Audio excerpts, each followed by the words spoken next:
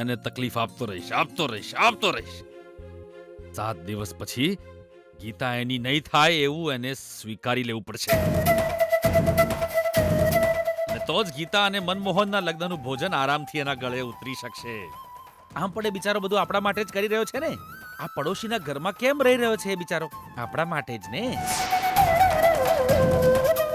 મારી સાથે રહીને ગીતાના લગ્નની તૈયારીઓમાં મદદ કરશે એવું એણે જ કહ્યું હતું ને. તારે આમાં શું કહેવું છે ગીતા? જો હું તમને કંઈ કહીશ તો વાત વધી જશે પપ્પા. તમને જેમ ઠીક લાગે એમ કરો. આગળ શું થશે તો તને ખબર નથી, પણ જે થવાનું છે એ વિશે મને ખબર છે. તમને પણ કહું છું, સાંભળી લો. મનમોહનને લોહી આપીને એનો જીવ બચાવ્યો. ઝેરીલા ધુમાડાથી ગીતાનો પણ જીવ બચાવ્યો. ગીતાના લગ્નમાં મદદ કરીશ એવું કહીને તે પોતે જ અહીંયા આવ્યો. આ બધું તો ઠીક છે, પણ એક ઝેરીલો સાપ જેનું ઝેર ના કાઢ્યું હોય એ આપણા ઘરની આસપાસ ફરતો રહે તો આપણને શાંતિ કેવી રીતે મળી શકે? ગીતાની બાબતે કંઈ પણ કરી શકે એવો કેન્ડિડેટ છે આ મંત્રીનો દીકરો. તમને એવું લાગતું હશે, પણ અત્યાર સુધી વિજયે જે કંઈ કર્યું છે એ સારું જ કર્યું છે. એ તારી મમ્મીને કાનમાં સંભળાતો છે ને બેટા. મારે દરેક વાત 2 વાર 3 વાર કહેવી પડે. હું છે ને જ્યારે મનમોહન વિશે વાત કરું ત્યારે કંઈ જ નથી બોલતી, પણ મંત્રીના દીકરા વિશે સહેજ પણ આડું તેડું બોલું એટલે તરત મારા માથે ચડી જાય છે. હંમેશાની તરફદારી કરવા વાળી તારી માં અને એને પ્રેમ કરવા વાળી તું. એનો મતલબ એ કે વિજયની આ ઘરમાં મેજોરિટી છે, એટલે હું ગમે ત્યારે વિજય સામે હારી શકું છું. પણ હારવું મને પસંદ નથી, એટલે જ આ કંકોત્રી છપાવવા માટે એને હું સાથે લઈને જઈ રહ્યો છું. તમે સમજ્યા નહીં. સુશીલા, 1 મિનિટ. આ વિજય જે રીતે મારી દીકરીને પામવાની ઈચ્છા રાખે છે ને, હું પણ એવી જ રીતે મારી દીકરી ગીતાને એનાથી દૂર રાખીશ. જ્યાં સુધી પેલો વિજય અહીંયા છે ત્યાં સુધી જોખમ તો રહેવાનું જ. એટલે જ આપણે એને અહીંયાથી ભગાડીશું ને તો પણ એ ભાગશે નહીં પાછો. એટલે જ બેટા તને જ મારે દૂર મોકલવી પડશે.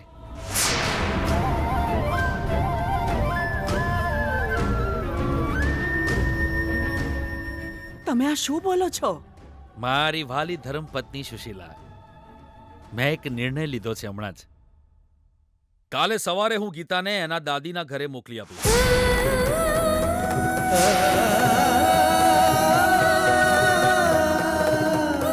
પપ્પા, હા, તું હવે સીધી લગ્નના દિવસે જ પાછી આવીશ, એ પણ મુહૂર્તના અડધો કલાક પહેલા.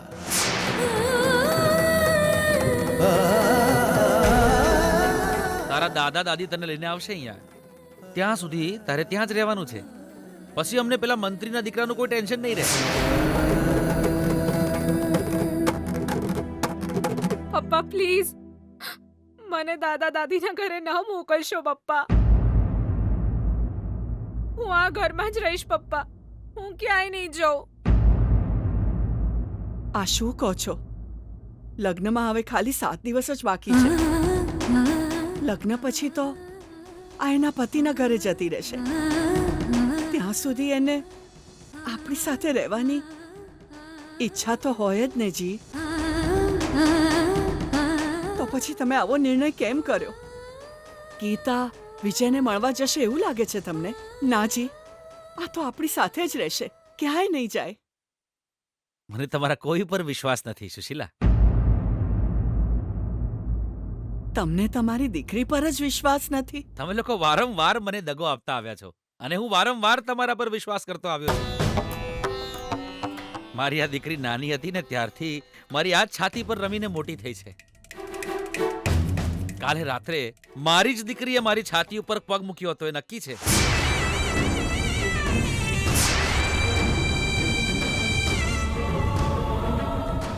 મારી વાલી દીકરીના પગને હું જ ન ઓળખું એટલો બુદ્ધુ હું નથી, તમે સમજ્યા?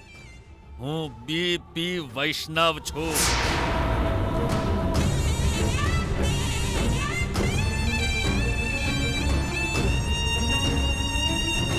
કાલે રાત્રે તમે જેને ચોર કહેતા હતા એ પેલો મંત્રીનો દીકરો વિજય હતો, એ હું સારી રીતે જાણું છું.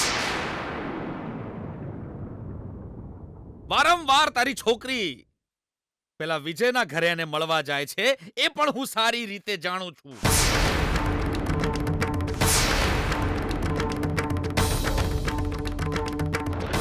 અને આજે ચોર જે આવ્યો તો ને, એની સાથે તારી પણ મિલીભગત છે, મને ખબર છે.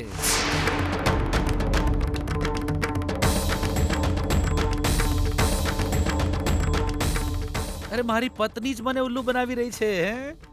મને તમારા લોકોનું ષડયંત્ર નહીં સમજાય. એટલો બધો મૂર્ખ સમજ્યો છે તમે મને. એટલે જ મેં આ નક્કી કર્યું છે. કાલે સવારે હું ગીતાને એની દાદીના ઘરે મોકલીશ.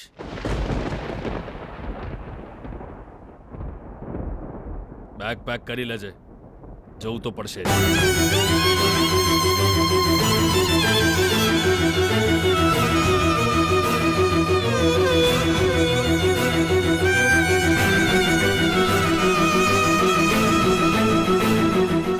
આ બધું શું થાય છે મમ્મી?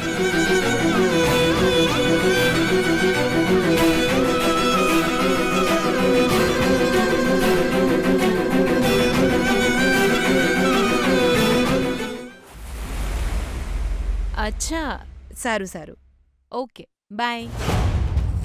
કોનો ફોન હતો બેના? તાર પતિદેવનો? હા ભૈલા, તારા જીજાજી ઘરે આવી રહ્યા છે. આના માટે? હા, એટલે હું એમ કહેતો તો કે ચાણા આવે છે. આજે જ આવી રહ્યા છે. અરે રે એ ભગવાન! શું થયું? એ ઘરે આવે એમાં તું શું કામ ટેન્શન લે છે? ટેન્શન ખાલી મને જ નહીં થતું બેના, આપણને બંનેને થશે. પહેલા તો જીજુ એમના કોમમાં જ ડૂબેલા રહેતા હતા, પણ હવે એમના દીકરા સાથે બહુ જ ક્લોઝ થઈ જશે. અને ખાલી એટલું જ નહીં, તમારા લાડકુંવરે એમના પપ્પા હારે બહુ જ ક્લોઝ થઈ જશે. પપ્પા મટીને હવે ફ્રેન્ડ બની જશે, જીગરી દોસ્ત બની જશે. તાર લાડકુંવર અને ગીતાડીના પ્રેમના સોડના ખાતર પોણી વગેરે આલીને એને ઉછેરવાની જવાબદારી એમણે જ તો ઉપાડી છે. વિજય કોઈ પણ કરે તો એની પીઠ થાબડીને એના વખોણ જ કરશે. અને હવે એ ઘરે આવી રહ્યા છે એટલે ઘરની શાંતિ ભાગી જશે, એવું તને નહીં લાગતું બેના? તારા જીજાજી ઘરે આવવાના છે એટલે તારા મગજમાં નેગેટિવ થોટ્સ આવી રહ્યા છે ને? બટ મને તો પોઝિટિવ વાઇબ્સ આવી રહ્યા છે. આ તો એક રીતે રણમાં છોડને પોણી મળી જાય એવી વાત કરી તે બેના. હું તો પેલું પોઝિટિવ વાઇબ્સ સમજાય તો મને કઈ રીતે? વિજયને આપણે 1000 વખત પૂછી ચૂક્યા છીએ કે તારો પ્લાન શું છે, પણ એણે હજુ સુધી કંઈ કહ્યું જ નથી. પણ એ તારા જીજાજીને બધું જ કહી દેશે. સો તારા જીજાજી આવશે તો વિજય શું કરવાનો છે એ આપણને ખબર પડી જશે.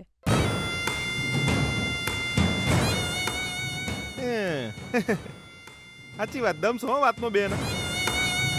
તારી વાત સાચી પડી તો 5 પૈસાનો જ ફાયદો થશે જ. પણ બેના આ વિજયનો પ્લાન જોણ્યા પછી આપણે એનો પ્લાન ફેલ કરવો હશે તો આપણને તકલીફ નહીં પડે બેના? જો તાર પતિ હોય ધામા નાખીને બેહી જશે તો?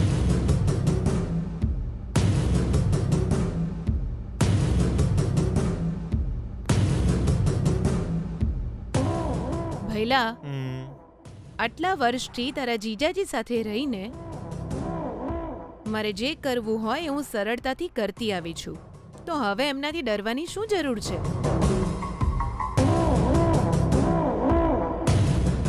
તારી વાત તો બરોબર છે બેના, પણ એક વાત તો તારે માનવી જ પડશે. તારા પતિદેવની બહુ જ વાલી વહુ ગીતાડીને આજ સુધી તું જાણે હરાઈ નહીં હકી. એ ગીતાડી આ ઘરમાં પગ મેલ્યો એ પછી આ ઘરમાં તારું ચાલ્યું નહીં. પહેલા જે તારું રાજ ચાલતું તું એ બધું ઊંધું થવા માંડ્યું. અને એનું મૂળ કારણ છે તમારા પતિદેવ માર વાલી બેના.